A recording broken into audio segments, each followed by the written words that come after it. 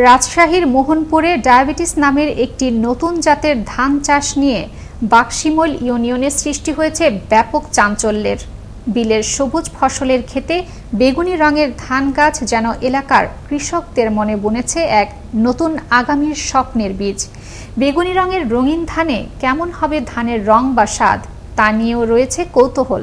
তবে ধান গবেষণা কেন্দ্রের রাজশাহী অঞ্চলের প্রধান বৈজ্ঞানিক কর্মকর্তা ফজলুল ইসলাম জানান, উচ্চ ফাইবারযুক্ত এই ধানের চালে উচ্চ রক্তচাপ ও ডায়াবেটিস আক্রান্ত রোগীরা উপকারভোগী হবেন। আমরা জীবনে এই ধান কোনোদিন দেখিনি, আমরা এখন এখানে আসতে দেখেছি, বিভিন্ন লোক আসছে ধান দেখতে। বেগুনি রঙের ধান, সবুজ ধানের মাঝে বেগুনি রঙের ধান ডায়াবেটিস রোগীদের জন্য খুবই উপকারী। দাম যদি বেশি হয় তাহলে আমরা যেগুলো কৃষক আছি সবাই মিলে মনে করেন যে ধানটা করলে বাজারজাতে দাম দস্তুর বেশি পাওয়া যাবে। আমি এ ধান কোনোদিন দেখিনি বাবা, শুনিতে ধানের নাম বলে ডায়াবেটিস ধান। এ ধান খাইলে বলে ডায়াবেটিস রোগীরা কোনো ক্ষতি হবে না।